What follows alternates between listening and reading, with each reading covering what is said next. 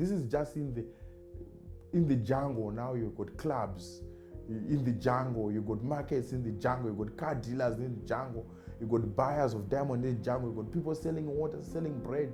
If you've made it, you've got like a proper diamond. Somebody, maybe you get like maybe you get maybe 12 karat diamond, 18 karat diamond, 12 karat clear. You see, 18 karat clear. Sometimes there was another guy who got even 24, 32 karat clear diamond.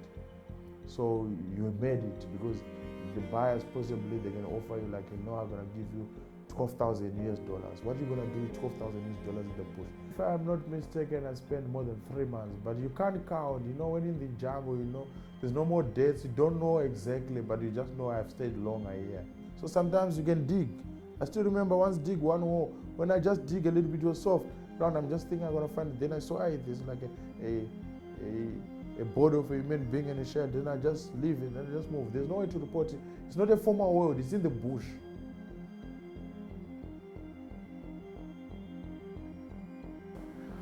Okay, Tendai Mushonga is my name. I'm at 35 right now. I'll be 35 in September actually. I'm from Wedza, that is in Zimbabwe, Mashonaland East.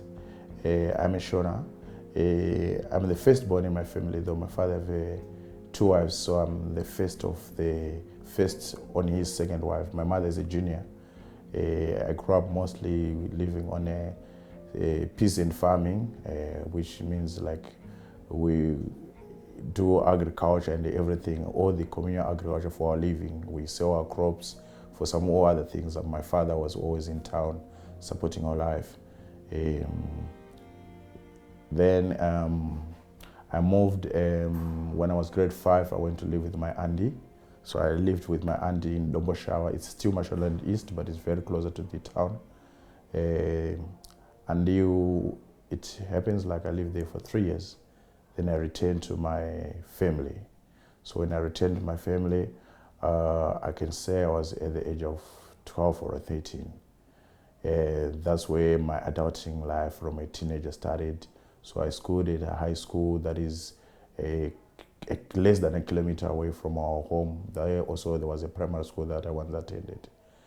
So our families, since I can say it's a deep rural. We are people who are not rich, we are not middle class, we are people who are contented with what we have.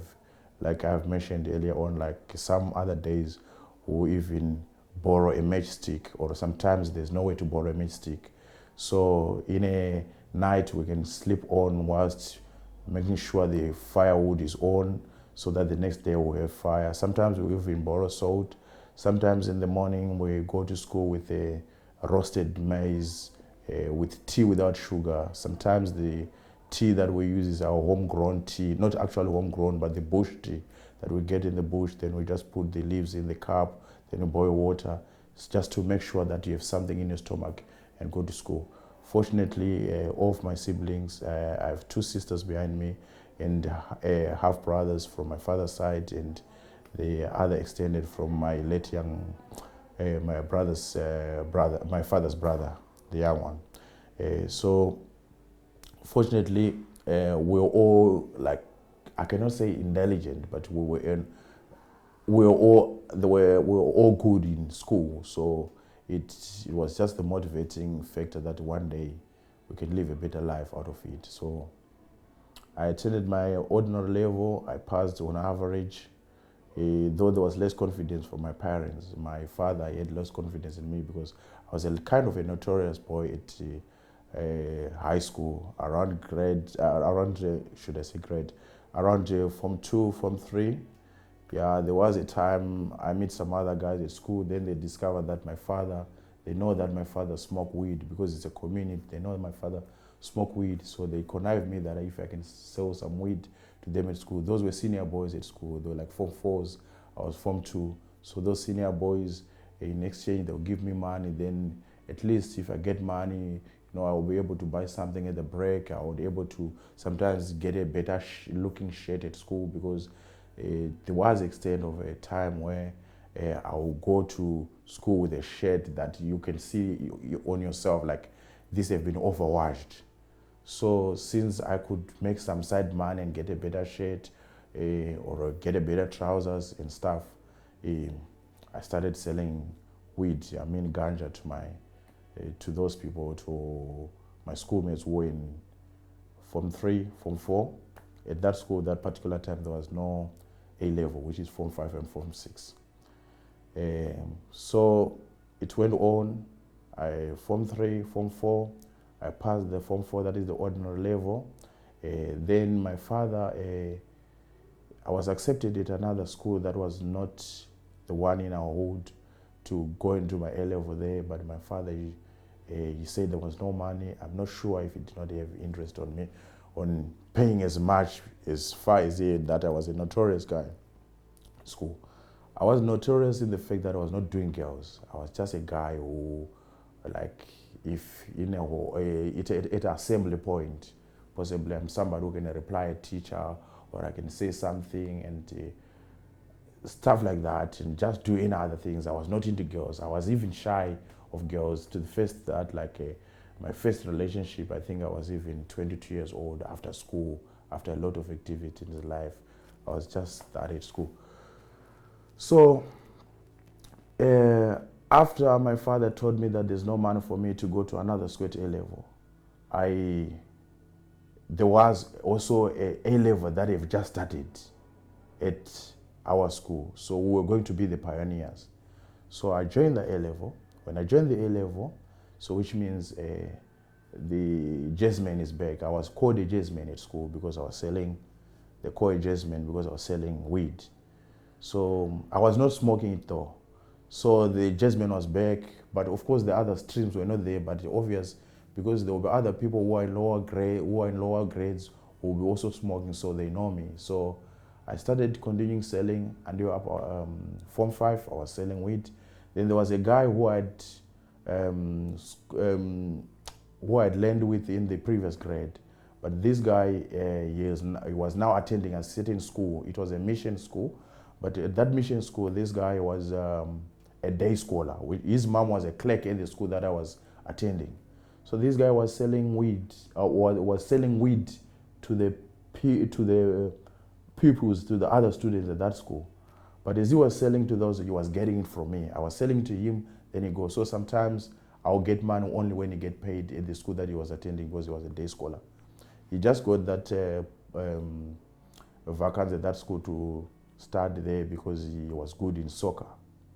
So I did not know when I was upper 6, 2000 and I think I should give some dates here so that it makes some sense.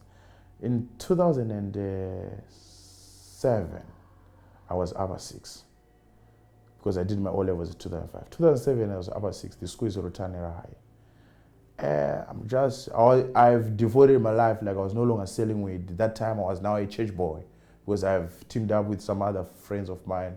We're doing a scripture union. So now the life of weed and everything, some people at school, they used to call me advocate and all these other names because I used to speak out for people and I was just good in school debates and every public speaking. So it happens that we are in the first term of 2007, I'm upper 6. Then arrived another teacher. That teacher was somebody who doesn't like me, but he was a young teacher, but he was somebody who, like, if he had a chat with me, I would wonder why he's talking, or if he called me, I would wonder, like, what does he want from me? Because he was a senior teacher, but he was a senior teacher by position, but he was a young by age, like in his 35s. So he called me another day. It was around, should I say, it was just after break time, around 11. Yeah, so I was called into the office of the headmaster, but I'm that person who is well-versed about everything that is happening at school. Our school is like, it's just accommodate like 400 students, right? So now I'm wondering, what's this man is calling me to the office of the headmaster? But then, people, they just look at me. When we're upper 6, it's not like our class is not big. We're like 14 students in a class. Because we were pioneers, we were the first, and some people did not want to risk studying at that school because they've never been such a thing that it was A-level at that school. So some people did not want to risk studying there. So now that day I'm called at the office of the headmaster. I went on, other guys were just looking at me. I'm also curious, like what is happening? Why am I needed at the office of the headmaster? But it was my year where I'm a good guy. I've never done anything wrong. But I did not know my past was now hounding me. My Jasmine past was now haunting me. So when I get in the office of the headmaster was not there. Magaya, the teacher, was just in the corner there. He was a senior teacher, so I think that time he was the acting head when the head is not there. Then there were 3 gentlemen, if I'm not mistaken, there were 4. And Sean, I discovered, Sean was the guy, he was my friend who was selling weed to the other school. He was studying at Kwenda. Kwenda is closer to Rutana, right? When I say closer in rural terms, I'm talking about 9 kilometers. It's closer. That's rural terms. But he was going there with a bicycle. So Sean, I identified, but he's in cuffs. Then it just ringed in my mind, like, oh, myself and Sean, the only thing that was common that could make him cuffed is the weed. Then they were all in with this man.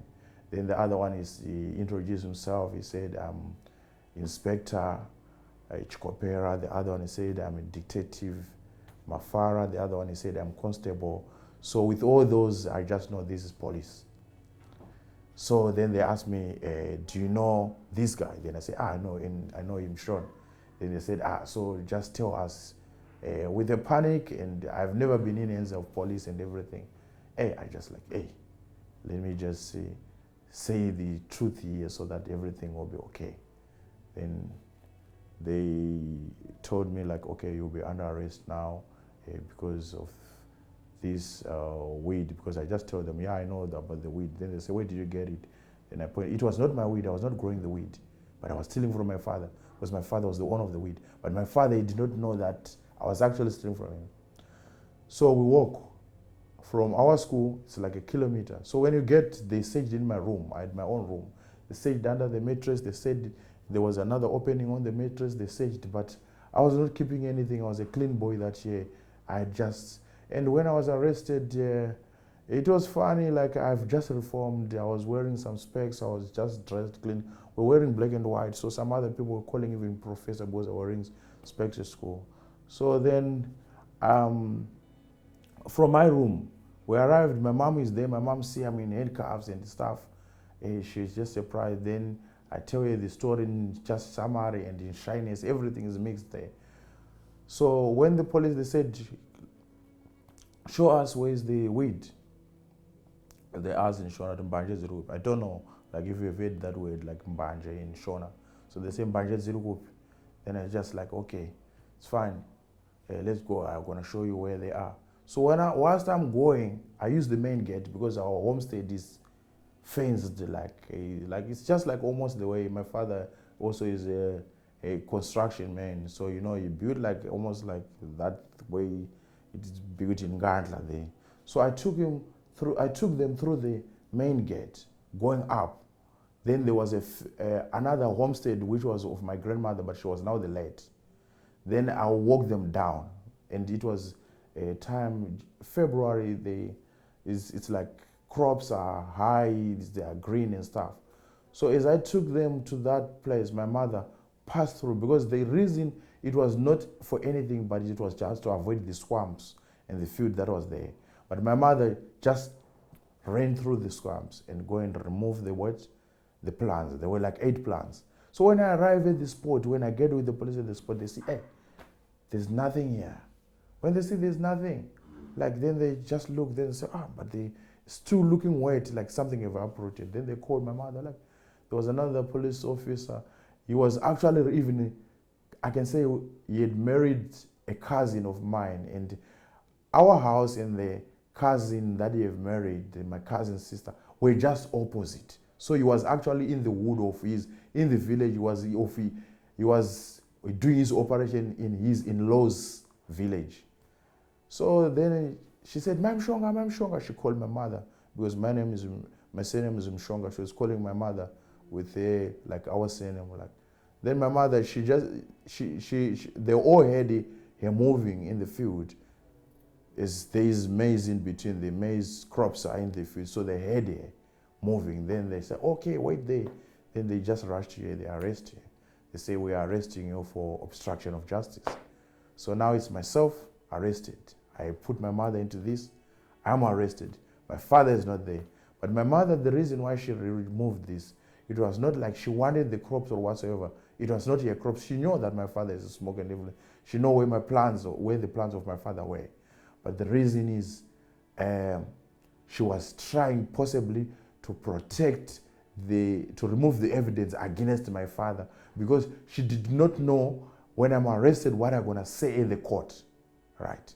But in all these happenings, I'm planning and thinking what I wanna say about this, because I don't wanna implicate my parents. But one of my parents, implicate yourself now into this. Now arrested. Our police don't use vans. Like, we're not gonna be arrested. You remember I said that we walk from the school to our homestead. They don't have bakkies. Where it's in the rural, they don't have bakkies like we see visible policing driving around. No, we walk. Now they gather all the plans together. They said, you must carry your plans. And now I carry my plans. They take me back to school for the shyness of it. I arrive at school wearing all dressed smart, but now I'm carrying big plans of wisdom. They were like 2 meters long. I have 8 of them. I'm arriving at school. The school have been gathered. That my guy teacher, he did not like me really. This thing was supposed to happen in privacy, but now the teacher called everybody to assemble so that they can see. Then I was put in front of everybody, you know. When I was put in front of everybody, then they started telling people, you know, those police officers, they want to leave some lessons. Then they say, so there was another TV program that was happening in Zim about farmers. It was called Umlimi Wanamkla.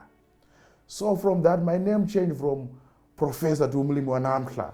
It was funny. So now people, they just say, Wanamkla, Umlimi Wanamkla now, because I got all this weed, because it was very thick bushes. They say, Umlimi Wanamkla. And some people were shocked, because I was not into girls, but I had girls that I go along with, were like my friends in younger grades, but they even tried to connect me with one of the chicks, but it did not work. I was not a girls guy.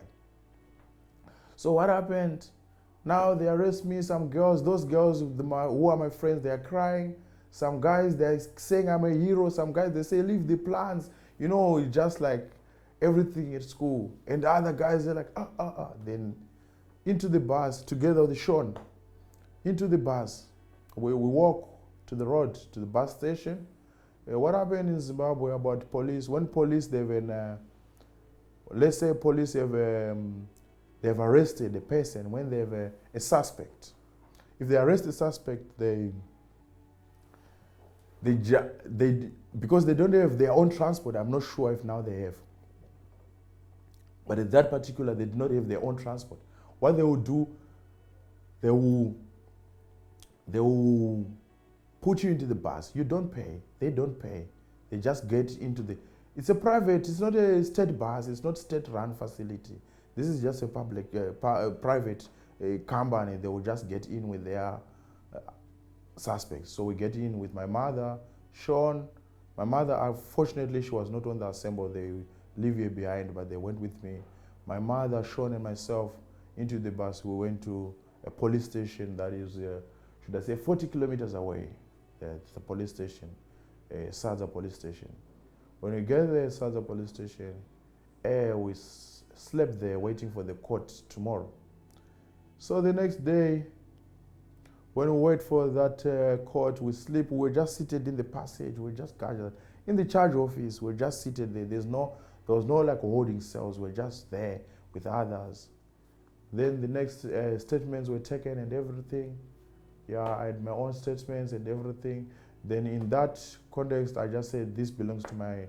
It was not my father's. I did not mention my father. I just said this belongs to my grandmother, because my grandmother have just passed. Should I say 4 months, 5 months ago? She have passed not a year ago, not 4 months, 5 months. She have passed in 2005, 2006. So I just said it belongs. It's my grandmother's field. These plants have been always there. It belongs to my grandmother and stuff. I went with the same statement at the court. The court pardoned me. They cautioned me. They just warned me and pardoned me. So it went on. The person who was attending a court every time was my mother. And at another time, they wanted me to be a state witness, but I continued to say this, My mother have nothing to know. She did not know anything about this. So eventually my mother was just like given opportunity as a lady because I just mentioned that she have nothing to do with this. So that was a crack to my father. That was how my life started to, my father lost trust in me, and possibly get pained of that, and mistrust and everything. That thing brings something, a negative picture to my father. Get it? So now, this is 2007. It happened in January 2007.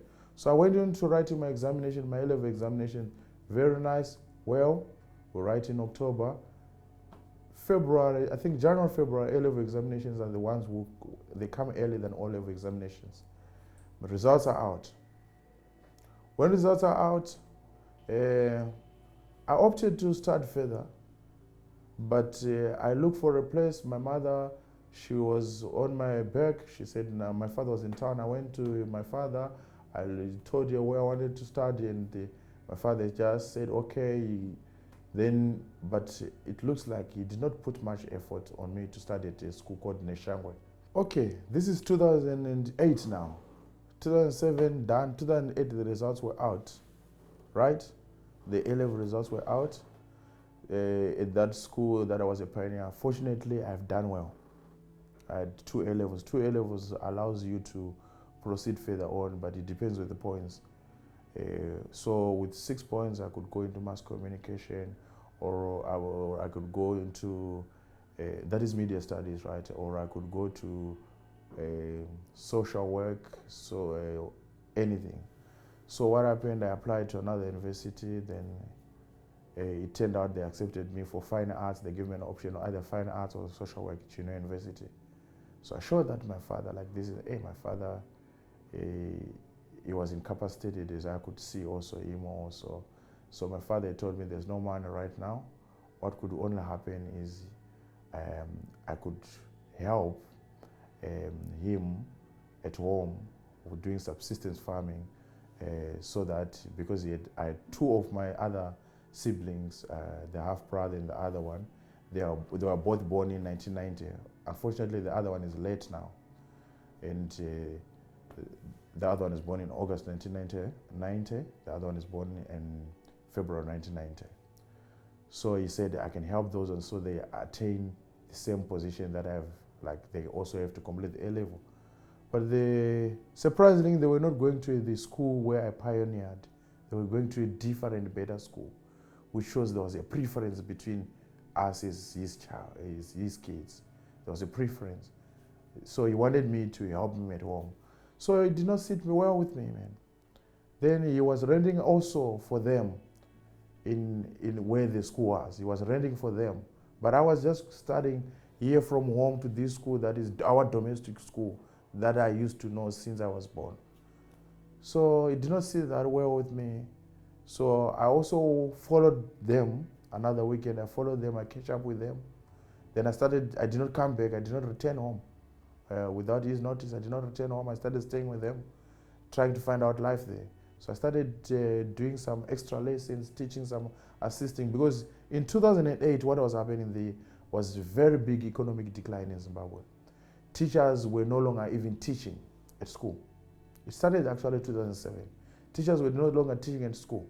So I just seized that opportunity, like, okay, I can do some extra lessons to those O-level students who want some extra lessons, because teachers were doing private lessons at home, or they were all like on go slow, because the inflation have hit hard and it was something else. So I started doing extra lessons from students who were going to Sadza in Neshangwe. I was also at Sadza Growth Point. My 2 brothers were studying at Neshangwe, were doing their A-levels there. That was a government school. It was a little bit kind of better than where I came from. But teachers were now doing this. I was also assisting those brothers of mine. I was also teaching, especially the one who was doing arts, the subject that I've done at A-level. My father came for me there. He said he don't want me to stay where he's paying rent. I've objected to what you've suggested. So it's either I should come home or I should find somewhere to live. So in myself, I like, no, home. What am I gonna do? Because I've seen other people who, after they've just finished school, O level mostly, because most of the people they've just finished O level, and some of them they've never even passed. They eventually just became like peasant farmers, and eventually you get in 23 years somebody now you got a wife. That was not my life. I did not want that. Like at 22, 23, I eventually impregnate somebody, then it becomes my wife and just live that life. So I just like, it's fine, I'll find somewhere to live. But with little knowledge, the place that I found the house, it was 3-4 houses away. But I did not know it's for somebody who we are related. The owner of the house is somebody who we are related to. That woman, my dongo, she's related to us. So my father have access to that woman. So as I stayed there, my father eventually stopped that woman to give me accommodation. Then that woman, she said, your father told me you must not live there, so I'm sorry.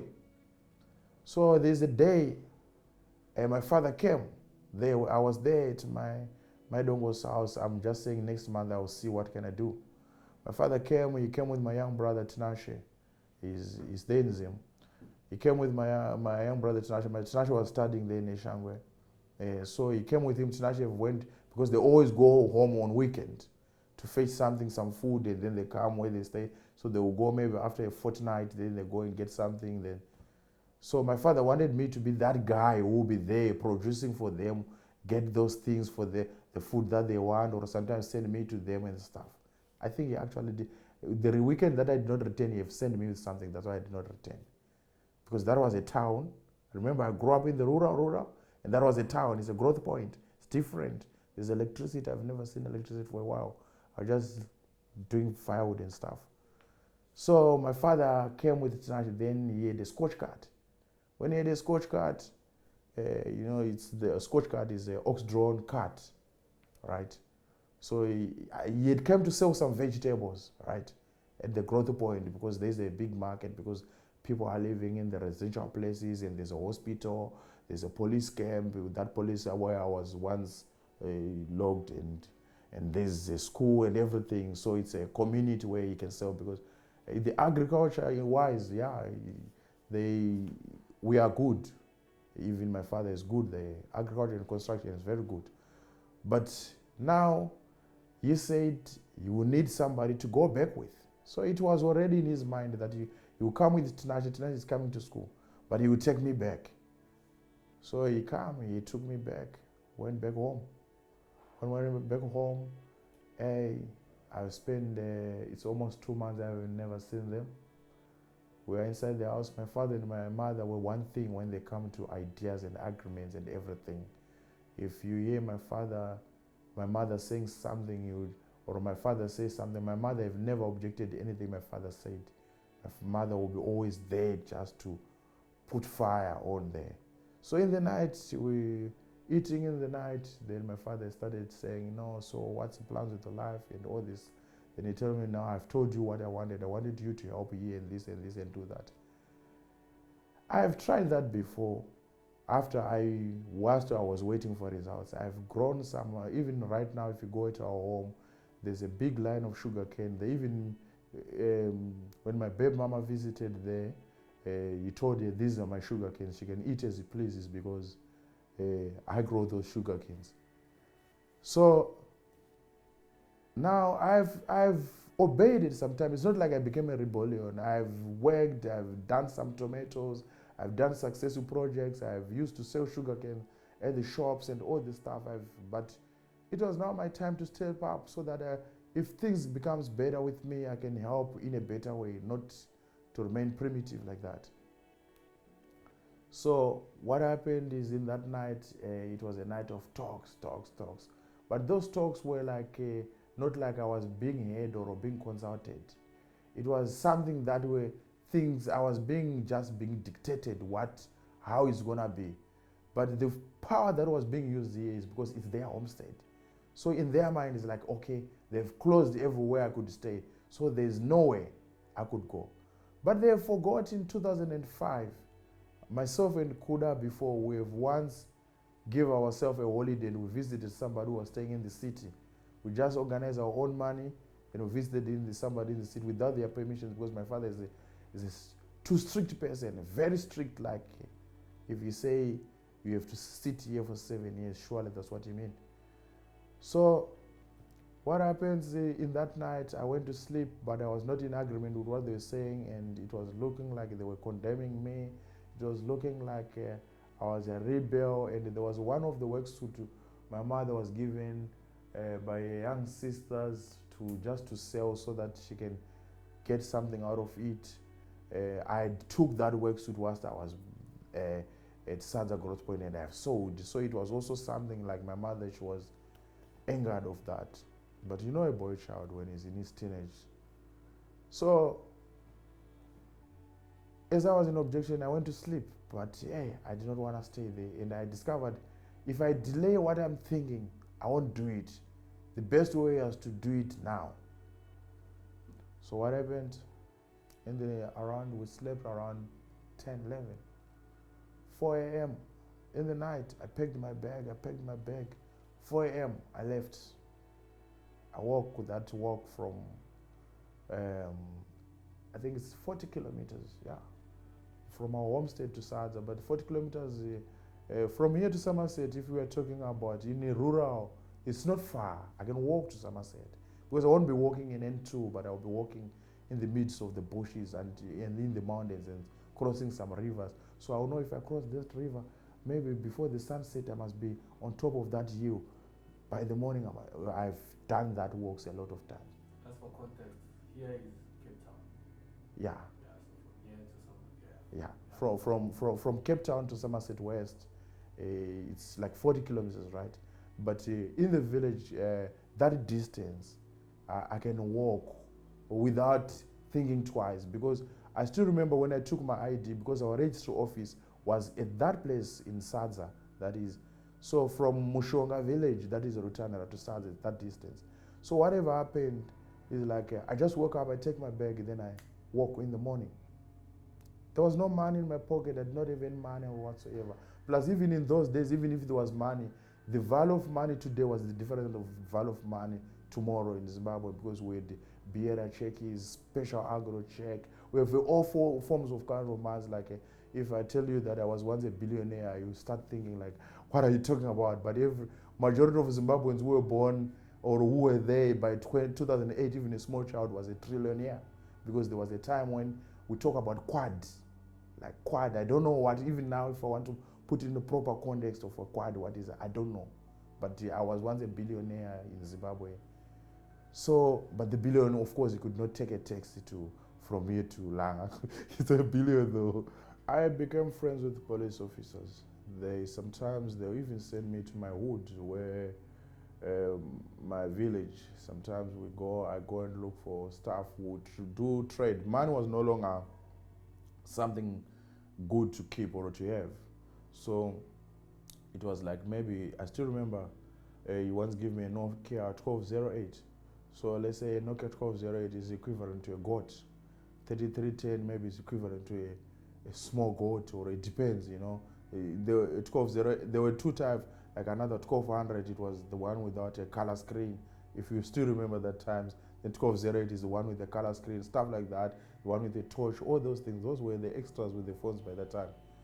So I'll go into the villages, I bring the goats, I give them phones and the stuff. Then the guy, another police officer, he came, he was on leave. He came, he was looking good, his name was Sonai. I still remember, I even waited another time, I had his phone until I left there. I could not even give him his phone. Sonai came, he was very clean, he had a Sony Ericsson, and those were the kind of phones that were playing colorful videos and music and stuff. And I had that, Then he told me now he wanted to quit, because on the leave he was from Manicaland. So Manicaland is the province where Chiazwa is. He's from Manicaland, from area called Bocha. He's exactly from the diamond area. But when he went there in the diamond fields, he was just on leave. He did not go there on an operation.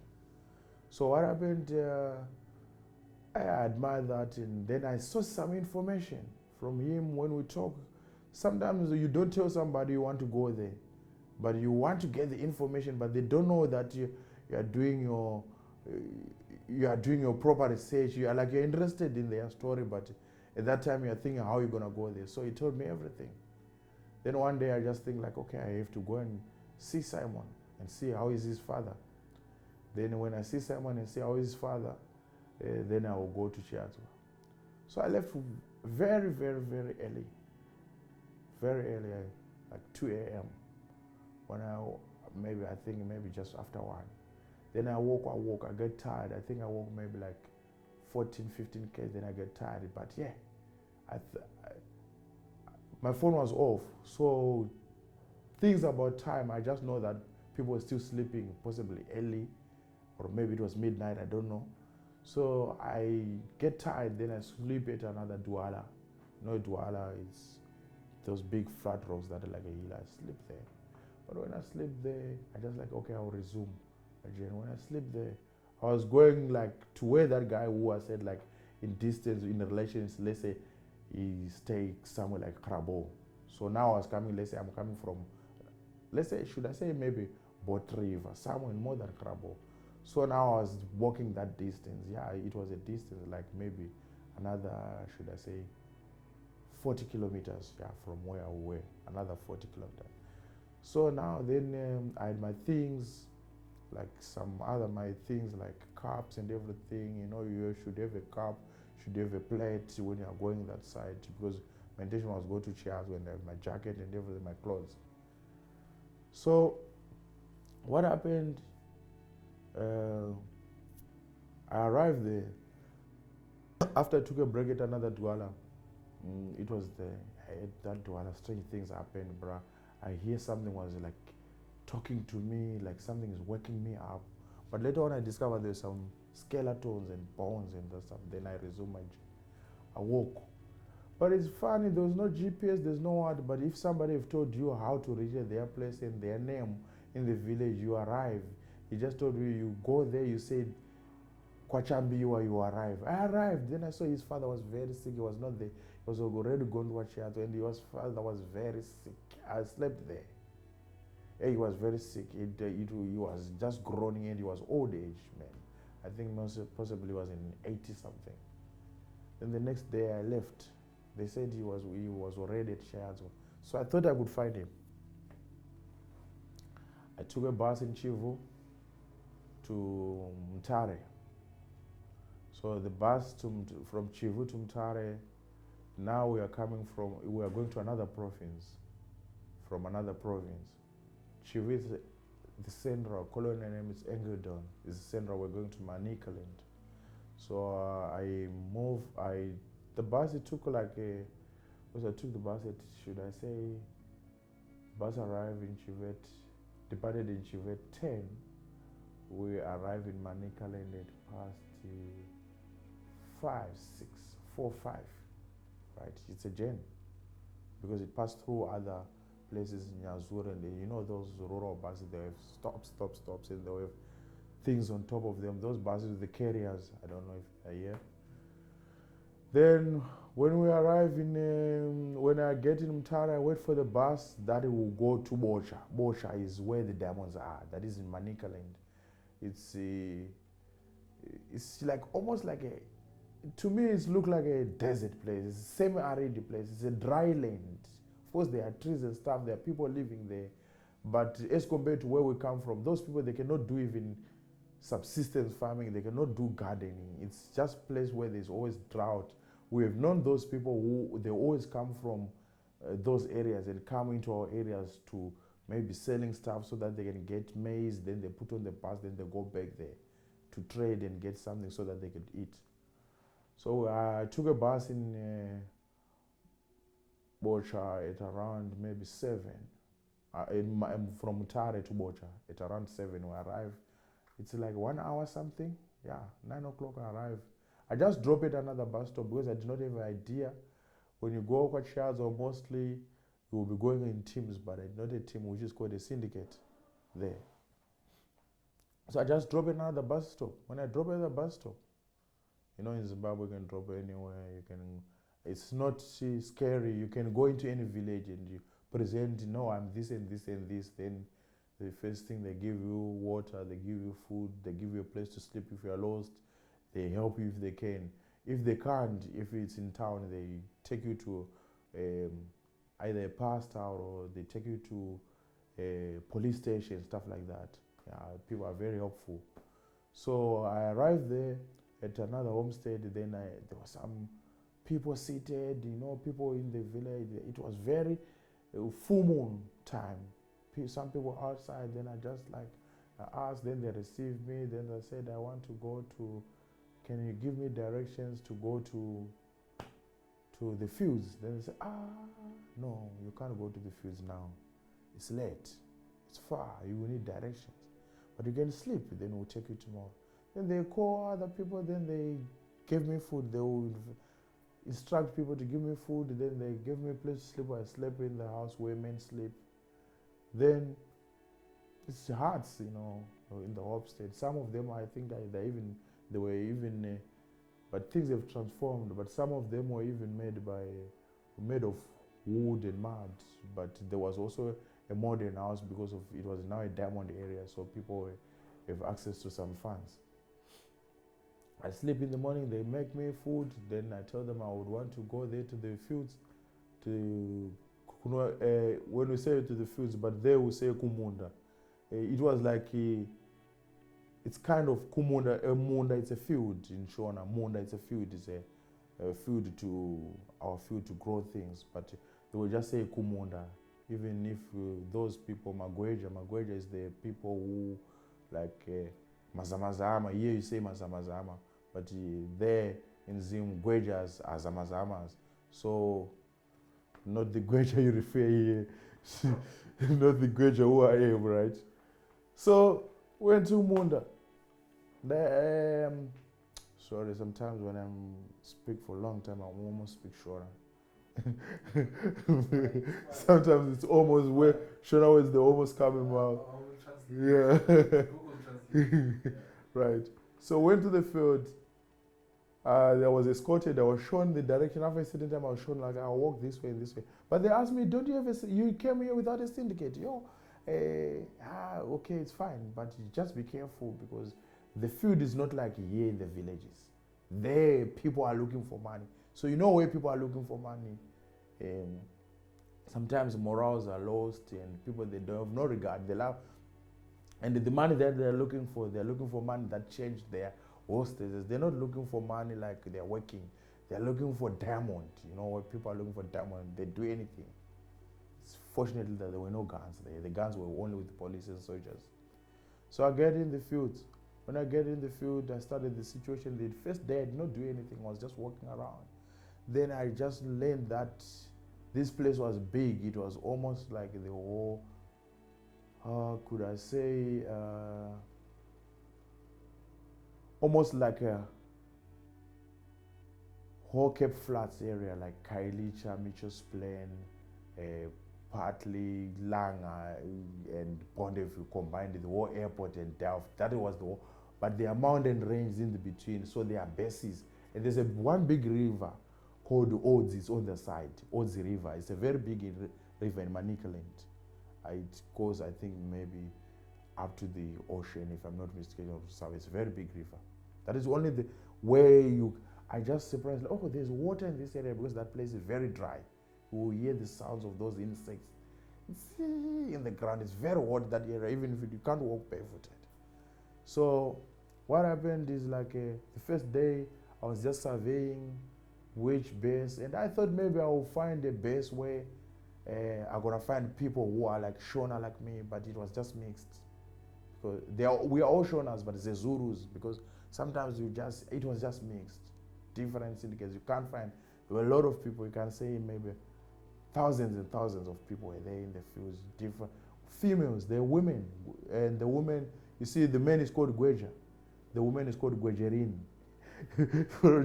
So major, it's like Chagorin. The woman was called Gwejerin. And my friend, if you see a woman, a wig of a woman when it's dirty, or if you see a woman there in the field, Kumunda, hey, you won't date.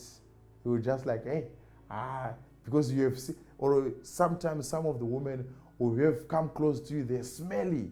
The smell of the whole sweat, because those people, I still remember, like myself, I could go days without bathing. Like bathing was not it's not essential. It becomes common because the land turns you to an animal. So if you bath, possibly you just bath the place where it's itching, because water is scarce.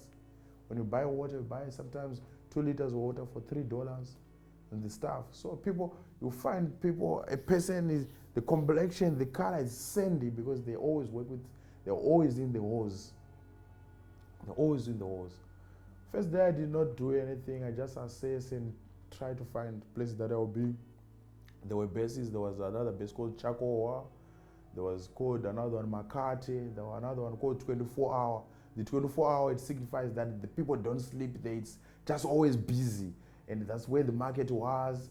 That's where everything happens. If you want clothes, you can get the clothes. If you want anything, there was also kind of like clubs there in this place I'm talking about. There's no, the houses that are, the villages are a little bit far.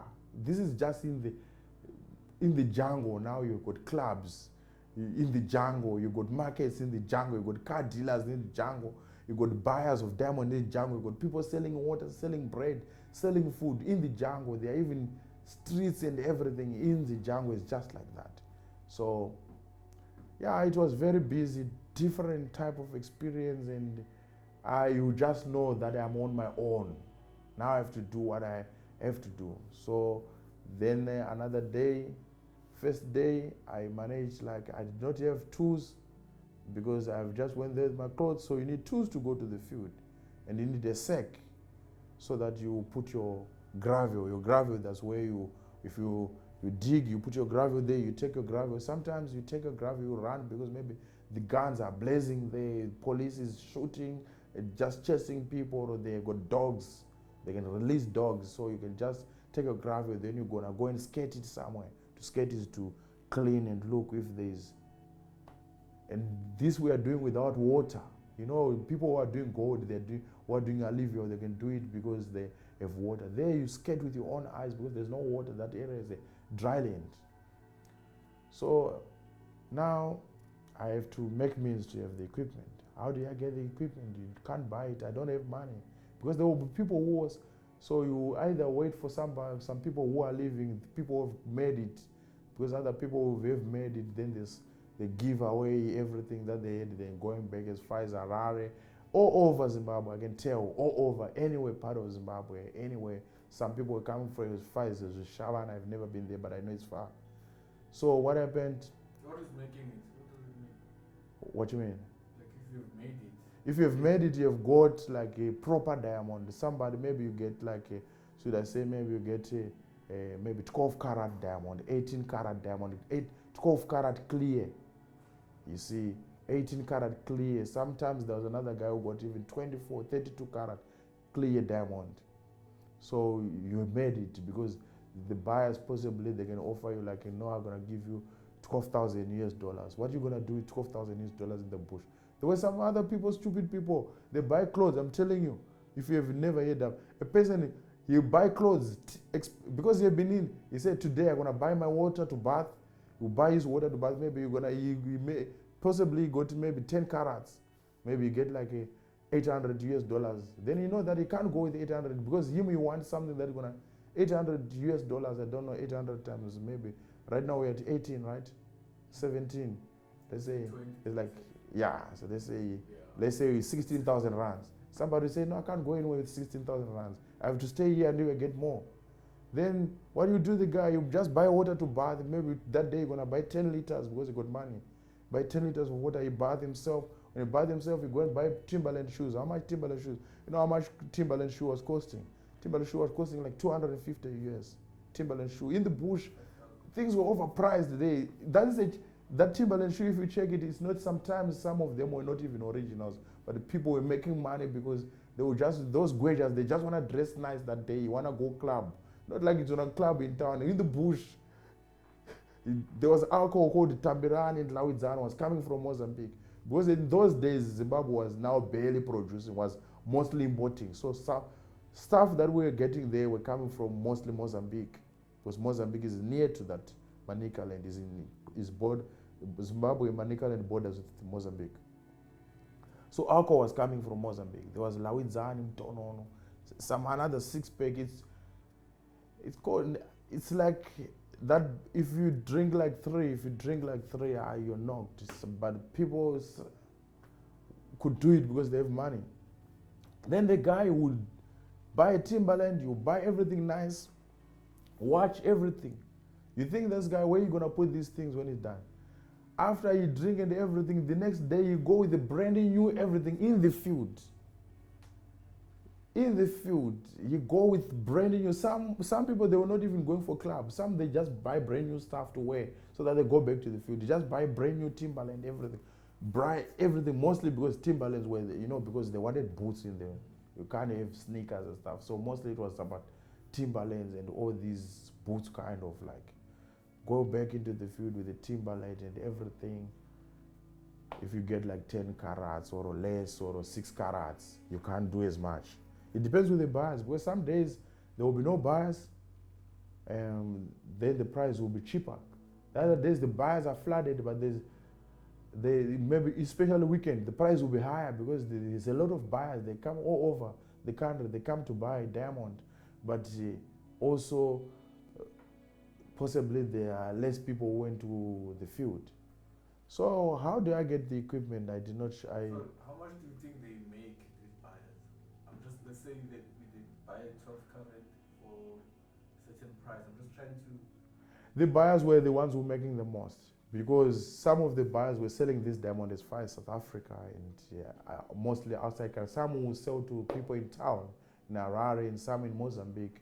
So I think somebody will offer you 10,000, but you know that you don't have the idea of what you have. Because before, bear in mind, the people in Mtare, the first 3 months when they discovered this diamond, the people in Ocha, they were exchanging a cup of diamond for bread.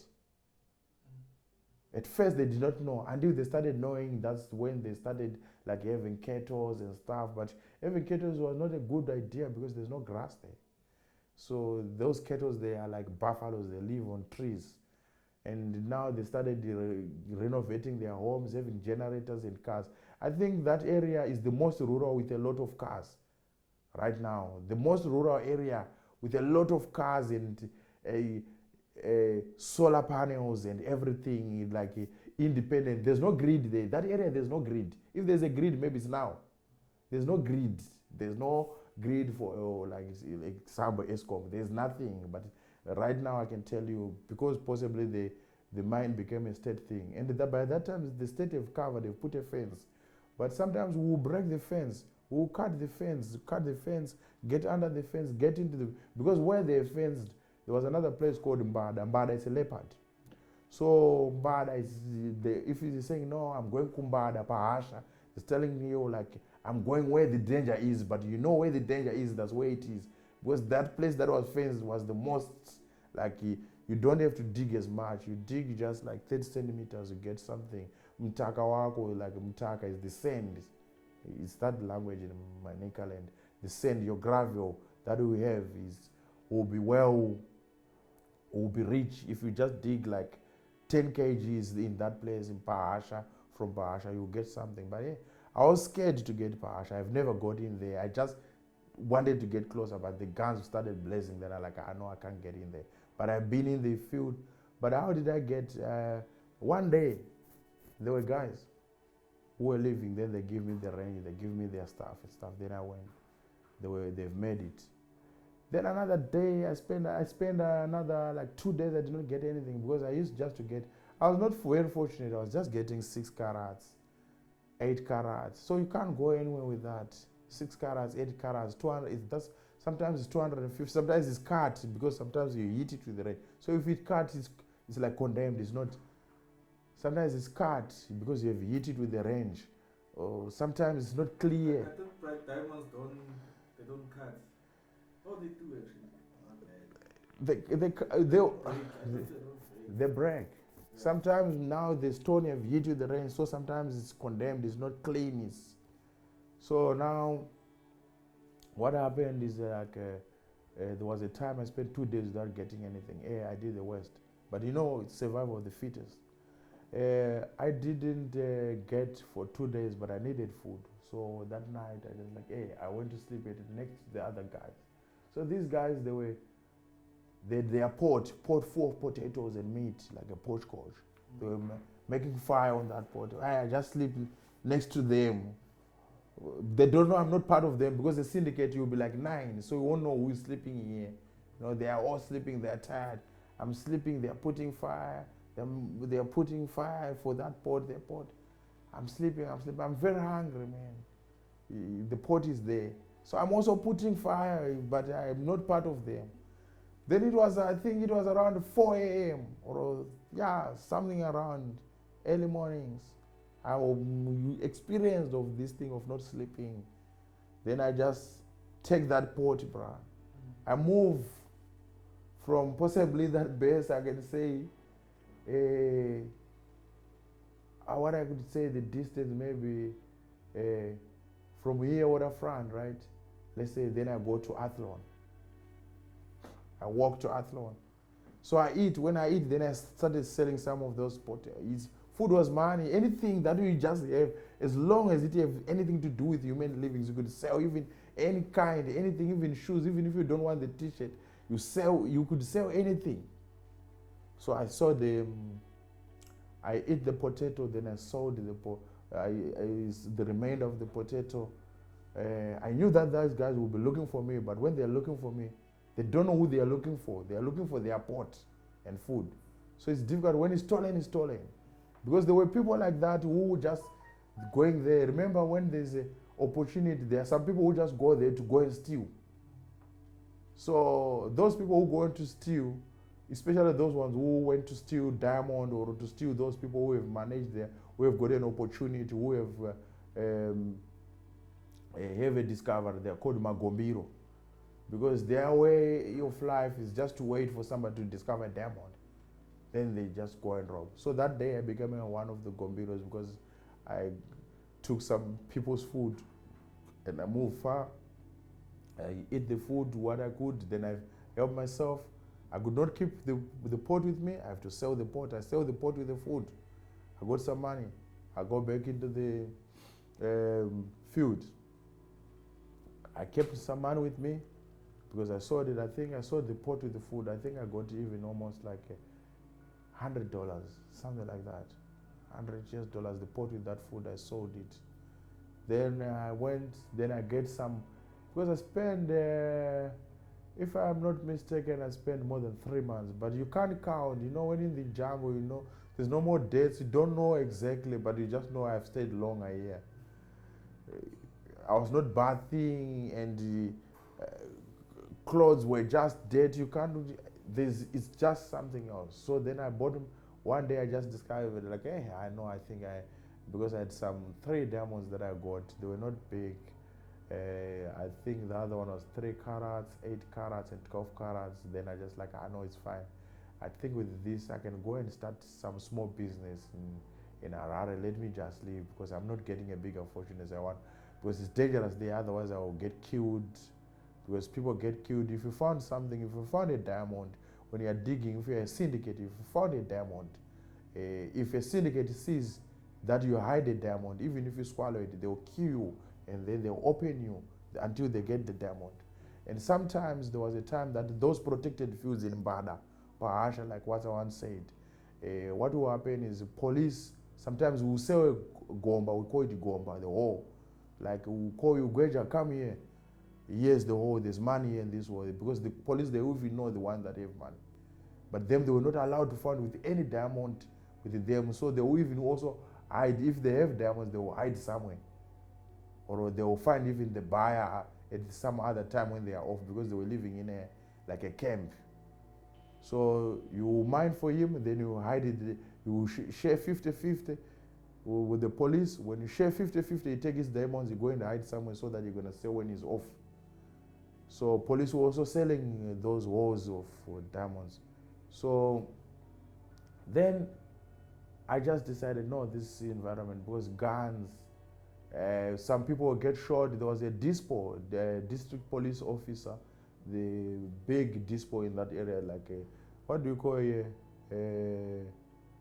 the police commissioner for Western Cape is like, we say Western Cape police commissioner, they will call it dispo.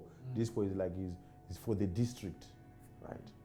So that dispo was dangerous. Sometimes when he get in the field himself, to protect, he would shoot, even kill people.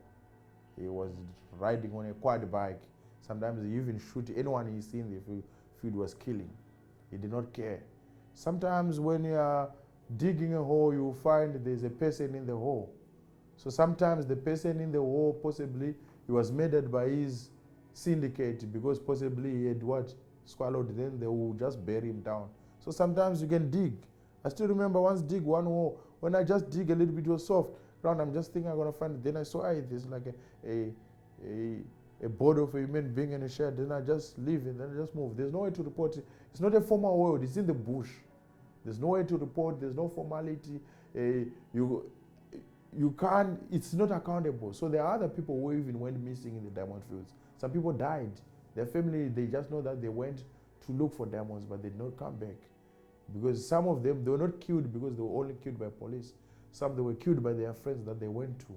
Because if you found a fortune, sometimes possibly you found a diamond, even like it was risky for a person like me who was not a syndicate. Because what will happen, a person like me who is in a syndicate, if somebody sees that I have something, I have a diamond, they will kill me. So now, as I was now experienced of what was happening, because some of the things I was seeing, I just discovered like I have to leave this world. This kind of world is not good. So. But I'd assume, swallowing. Yeah. That's the safest. It's the safest, but if it's somebody have seen it, if somebody saw you, which means then you are gone, because they need the diamond, so they will take it wherever you put it. If you say you put it in your head, they will break the head. They don't care. So, diamond itself, it was not good. If you get it, you have to remain. Even when I got those ones, there was another one. He was alone. He was also not a syndicate.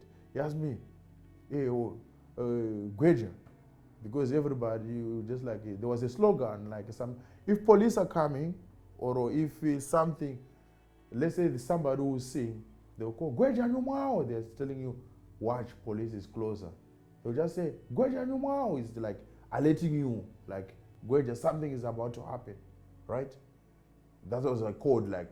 So if somebody maybe you want to say Gweja Wabata, he'll ask you, did you got it? Like he's asking.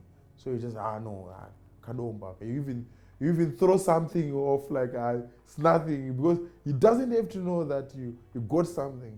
The moment you know you got something, you don't know maybe the next thing, that range his range, maybe it will be in your head. So everybody is suspicious of each other. Like no one trusts any other. You can't trust because you don't know how the other person has been frustrated. Because imagine somebody knows that you got 20 carats, you just got. But this person have, because there was sometimes somebody would say, yo, bruh, I have 2 months. I've never got anything. 2 months. I've never got anything. It's only my syndicate is taking care of me. I've never got anything for 2 months. So that person, if he can see you're a weak person, he can take it from you. So it was that now, all the recollection of things that I have seen, guns that I have seen. There's a thing called Mosberg where they, like if they hit it, it spread some spikes. They get in your, like some small balls will get in your. I've seen sometimes some Gwejas and Gwejerinis taking from each person's, like they will take something like a needle and take out those Mosbergs. I did not like that. I just started thinking like that. No man, I have a life that I can lead. Since I can try somewhere else. So let me just take the lead too and go. So was there anything that there were shops, there were people selling food, people selling alcohol, doing everything. There were women, and there were also women who just come from clean women who come from somewhere just to offer themselves for gwejas. Everything, it was just it was a hive of activity. Somebody who just come from as far as Mutare, as far as Odzi Senda and everything. They just come there, those prostitutes, they just come because Gweja have money. When Gweja have money, he doesn't mind, he can pay in anything because also those women will be in demand, especially the nice ones. And some women who come to sell there, some stuff who have come to sell like products, let's say you come to sell shoes, you come from Harare or come from another. Some women eventually sleep with those Gwejas because Gweja will have everything that you want. So sometimes you just feel like, okay, maybe this Gweja can give me some diamond because diamond was the money of the moment. So if Gweja, if I sleep with him, possibly can give me this rather than money. So it was not like if your wife said, I'm going to sell there, she's only going to be selling, what is this? The commodities that she go with. So there's a day I decided, I made up my mind. Then I buy my water, I bought my water, I think I bought $3 water. Yeah, it was like 2 liters. Bought water, I cleaned myself.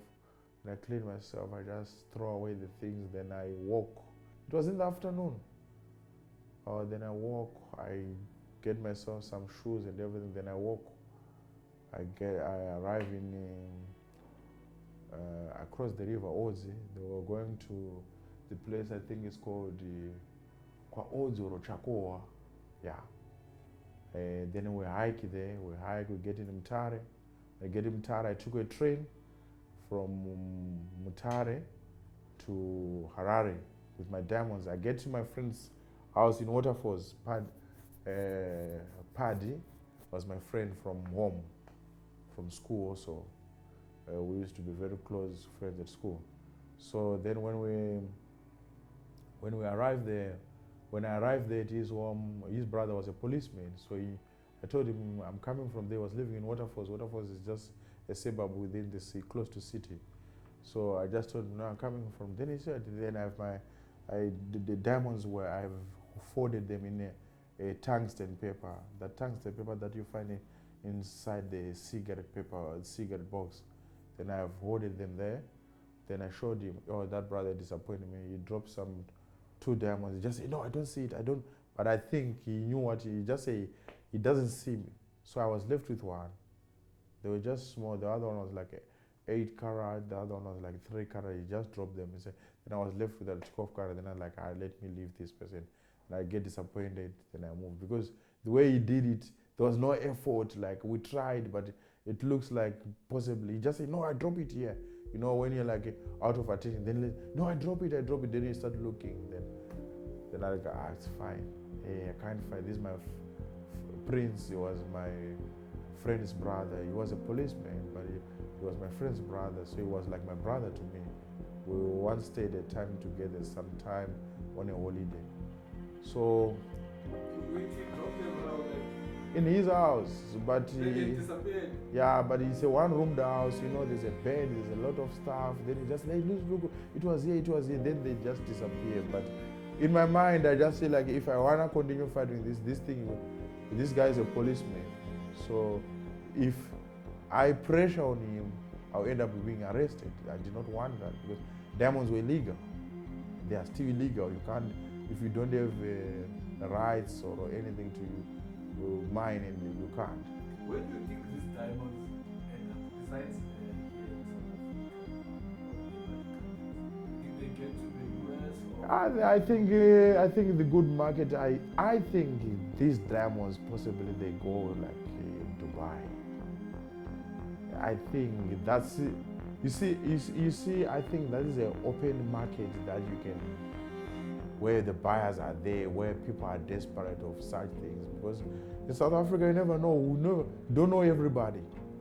As far, you know, they can get in South Africa, but you know, it's not like